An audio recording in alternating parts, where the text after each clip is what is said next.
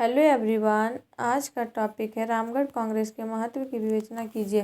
1939 ईस्वी में जब द्वितीय विश्व युद्ध शुरू हुआ तब भारतवासियों की राय जाने बिना ही सरकार ने भारत को युद्ध में शामिल कर लिया। इसके विरोध में भारतीय राष्ट्रीय कांग्रेस ने 1939 ईस्वी में वर्षा की बैठक में निर्णय लिया कि कांग्रेसी मंत्रिमंडलों को इस्तीफा दे देना चाहिए और सरकार की विरुद्ध नीति का शांतिपूर्ण ढंग से विरोध करना चाहिए। फलस्वरूप बिहार में भी कांग्रेस मंत्रिमंडल ने इस्तीफा दे दिया। इसी पृष्ठभूमि में 1940 का व्यक्तिगत सत्याग्रह का कार्यक्रम शुरू हुआ।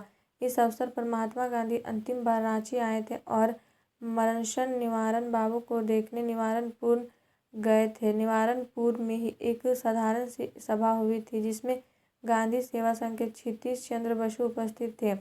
यह घटना 29 मार्च की थी। इसी मार्च महीने में 19 एवं 20 मार्च को छीन नेशनल कांग्रेस की 53वीं वार्षिक सभा हजारीबाग जिला स्थित रामगढ़ में मौलाना अबुल कलाम आज़ाद के सभापतित्व में हुई।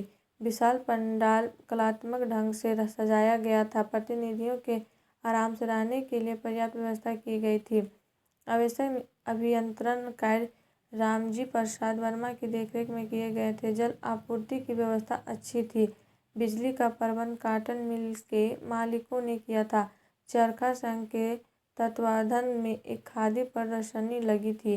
स्वागत समिति की ओर से एक स्मारक निकाली गई थी। 14 मार्च को गांधी जी ने प्रदर्शनी का उद्घाटन किया। सभा स्थल को मजहर नगर का एक खादी प्रदर्शनी लगी थी। स्वागत समिति की बैठक 17, 18, 19 मार्च को हुई। पहले दिन राजेंद्र बाबू ने भारत और विश्व संकट पर मुख्य प्रस्ताव प्रस्तुत किया।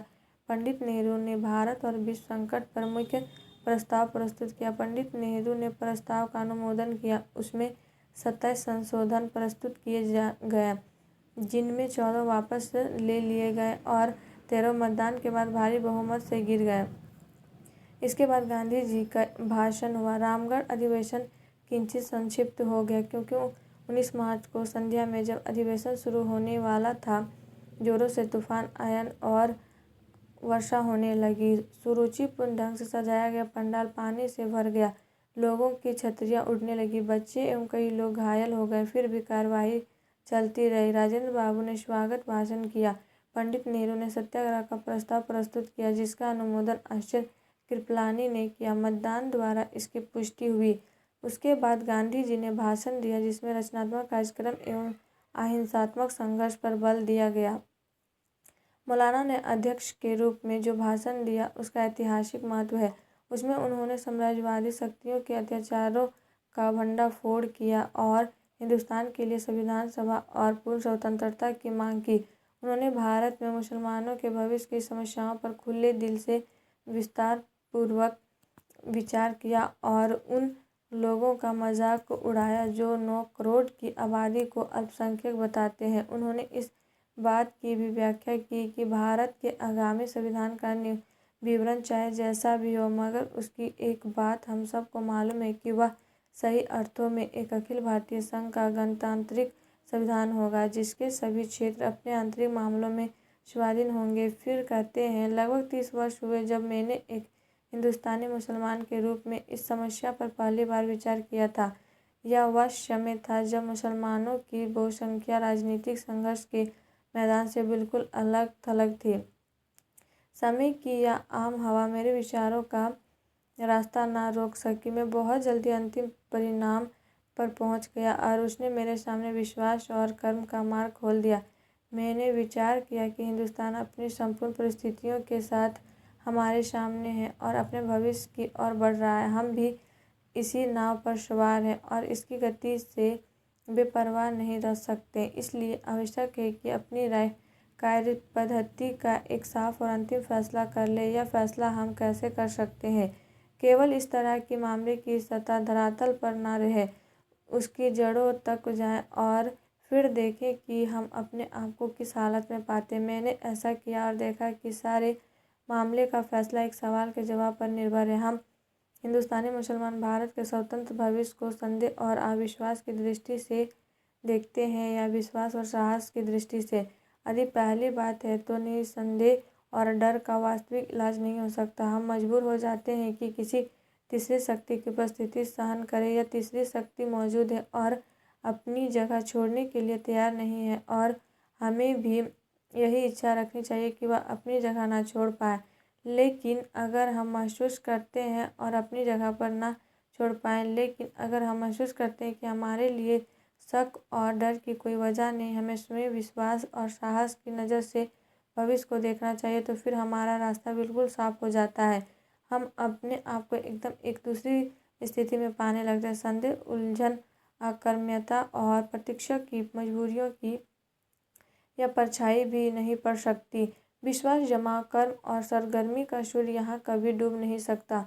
मौलाना ने अपनी कार्यकारिणी समिति में पहले के ही 10 सदस्य रख श्रीमती सरोजनी नायडू, सरदार वल्लभ भाई पटेल, सेठ जमानाल बजाज, आचार्य जेवी कृपलानी, खान अब्दुल गफ्फार खान, श्री भूलाभाई देसाई, श्री शंकर राव देव, डॉक्टर प्रफुल्ल चंद्र घोष, डॉक्टर राजेंद्र प्रसाद और स्वयं पंडित जवाहरलाल नेहरू पिछली कार्यकारिणी समिति में शामिल नहीं हुए थे। उन्होंने मौलाना ने शामिल होने के लिए राजी कर लिया।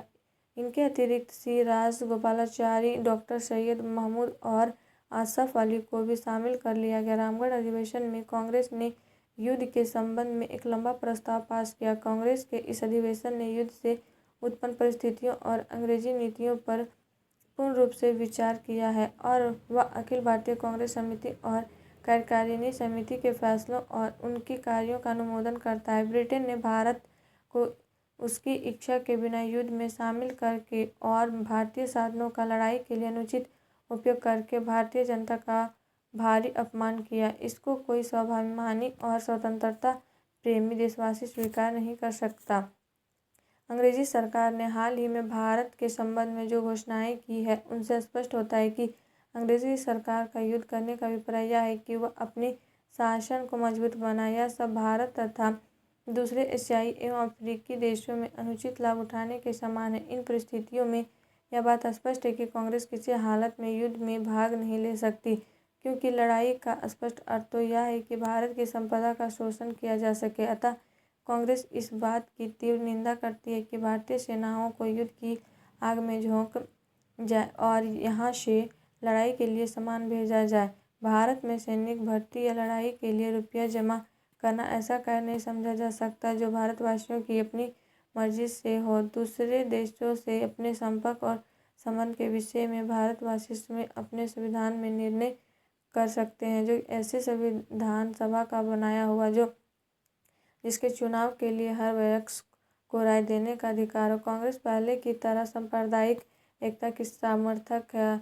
कोई अस्थायी फैसला संविधान सभा के बिना नहीं हो सकेगा, जहां सभी स्वीकृत अल्पसंख्यकों के अधिकारों की रक्षा की जाएगी। यदि चुने हुए प्रतिनिधि निर्णय न कर सके तो मध्यस्थ के निर्णय से यह काम हो सकेगा। कांग्रेस सदा ऐसे संविधान की सार्थक रही है जिसमें विभिन्न वर्गों और व्यक्तियों को पूर्ण आज़ादी और परमति के अवसर मिले और सामाजिक अन्याय की जगह न्यायपूर्ण सामाजिक शासन हो। यह प्रस्ताव मुख्य रूप से उन्हीं विचारों पर आधारित था जो मौलाना ने अध्यक्षीय भाषण में व्यक्त किए थे।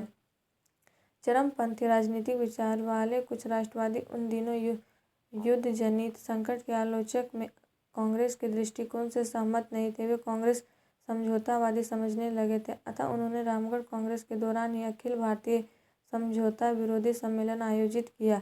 इस सम्मेलन के सभापति सुभाष चंद्र बोस थे। मुख्य प्रस्ताव शाहजानंद सरस्वती द्वारा प्रस्तुत किया गया तथा कांग्रेस की नीति की कड़ी आलोचना की गई। इसमें पूर्ण स्वराज्य प्राप्त करने हेतु भारतीय जनता के अधिकार पर बल दिया गया।